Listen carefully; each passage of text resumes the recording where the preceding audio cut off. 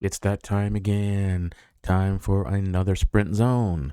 This one's for 8/19/2025, and we are heading into the Melee Palace. Typical crew, everyone's looking good.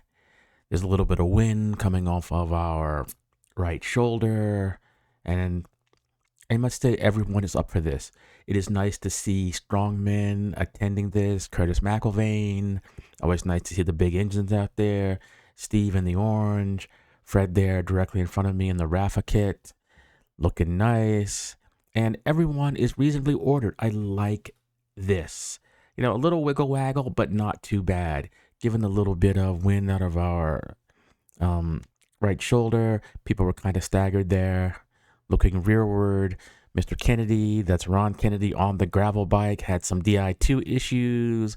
So he is forced to settle for whatever he could grab. Big FCC contingent there with 2 riders, and it's go time.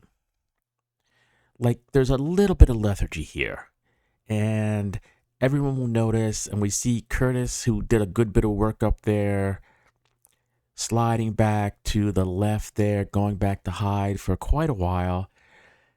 Got Tom, we just passed on my right in the red kit. He's usually flying around the world, but today he is actually here with us, and Curtis gets the party started.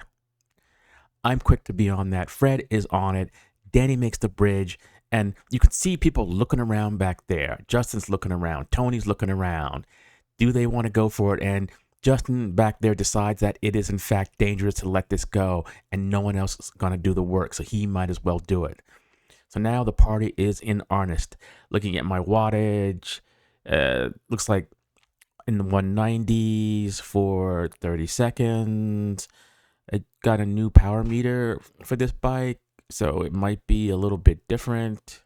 Seems like it's a little different, but maybe I'll have to make the comparison there, like with a head-to-head thing on Zwift or something, where I can put things side by side. But I digress. Up front, Curtis tapping out a good rhythm. My 30-second at a 190. So this is like no joke. Although it's really interesting that my power is fluctuating like in the one. I don't know what that thing is doing. Yeah, my Garmin 130. It's a little sus. In fact, actually, it died over the weekend on a mountain bike ride. Got stuck in one of those updating GPS loops, and so I'm gonna have to do something to get another one. Bummer. So I won't have power on my handlebars for quite a while. More digression. Anyway, up front, Curtis is tapping it out there. Looking strong. Fred locked in nicely. Curtis looks super comfortable, scratching his leg there. And that's always a sign, a posturing to telegraph to everybody, I'm not under pressure. This is easy. I'm just sitting up here. It's a walk in the park. And that can be demoralizing for people. People that are cognizant of what's going on, that are mindful of what the other riders are looking like, what the other riders are doing, they would notice this and go, oh, look at that. He's super comfortable. What am I doing here? Do I want to attack? And you might want to second guess your actions when you see that. And it's a good ploy. Probably not conscious on his part, but he's definitely comfortable. Nice arrow position. Fred looking strong there. And you can see a little bit of cuffing behind Fred's helmet, the top of the jersey there.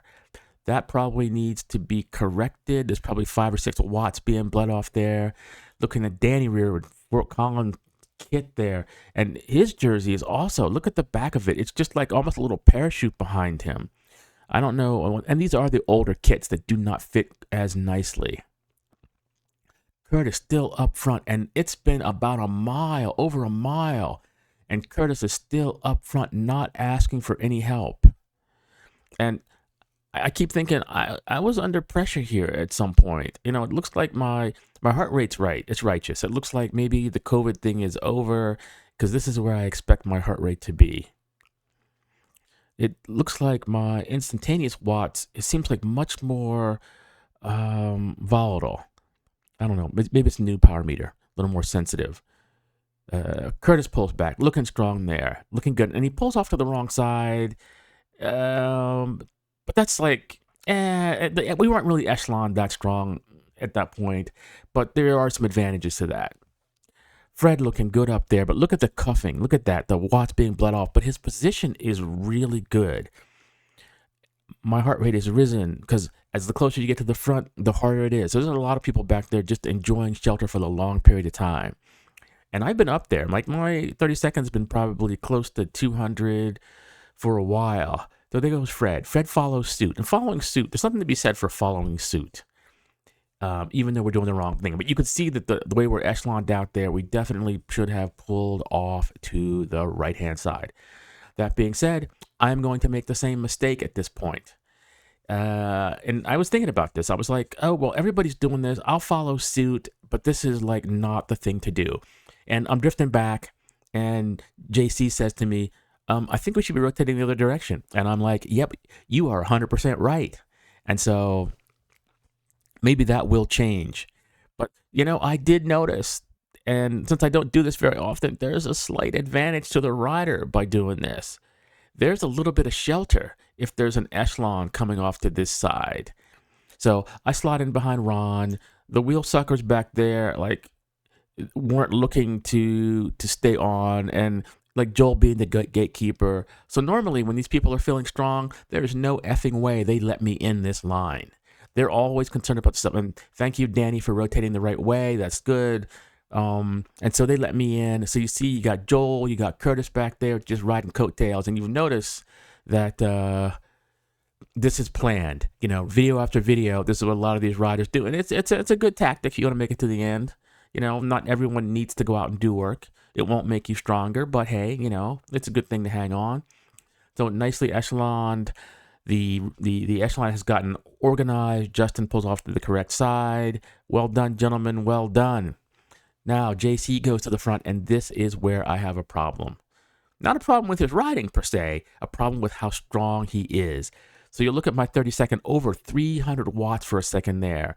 And Curtis on the pedals. The big man goes to the front, and this is a good ploy to attack on this little grade. Ron on the gravel bike in front of me, straining to make the thing. Tony, uncharacteristically, not feeling that well, slides back. Usually he is an animator, and everybody is in tow. Everybody else has gone to the rear there. Fred way back there, getting some good shelter.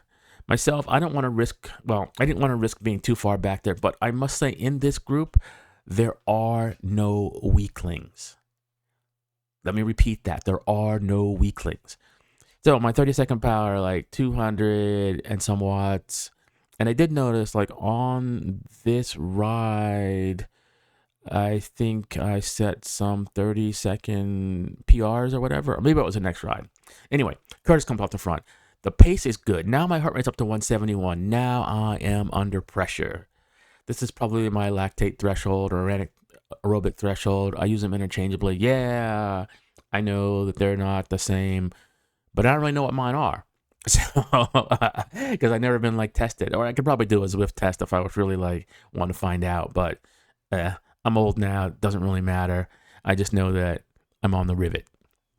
Joel looking strong back there. Now Joel's kit fits nicely. The newer kits with the longer sleeves, I think the materials, it's a little stretchier. And so as the technology in the apparel industry has gotten better, the fit is much better. So looking rearward, see this truck being pretty patient behind us, coming up on us. And this is one of the reasons that we definitely don't want to cross the yellow line. In fact, we don't even really want to get close to the yellow line. But, as long as the cars aren't lane splitting, I think that's okay, although a bit risky. Everyone looking pretty strong back there. Justin taking a little bit of wind because, a lot of folks are guttered. Tony looks like hanging on back there, and it is uncharacteristic of Tony to be way back there. Ron looking strong, but looks like he's starting to struggle. His cadence becoming a little choppier. You can see the tells of the weakening here. After JC's little pull there, that was good. And I'm starting to get gapped a little bit. Hard for me to hang on. Although my heart rate's come down to 168. So, yeah, normally on these things, after the COVID, it would stay up and be over 170. But I think I'm starting to get back to normal. So Ron waves me through. He takes his hands off the handlebars. I don't actually like the taking of the the handlebars, hands off, to come through. I prefer the wiggle of the elbow because, well, I got it. It's not a big deal.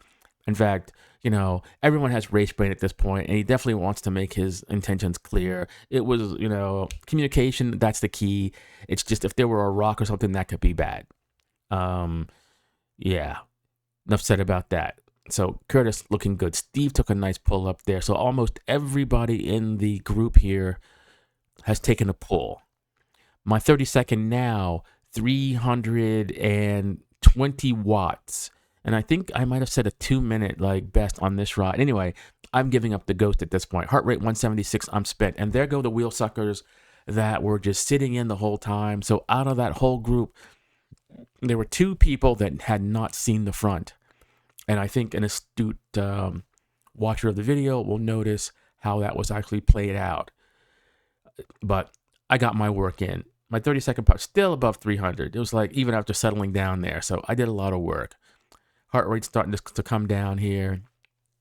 One of these days I need to do one of those heart rate tests to test your age or your fitness, where you go really hard and then you see how many beats per minute your heart drops after a big effort. And there's a little chart, like 30 is like really good, you're fit, etc., etc.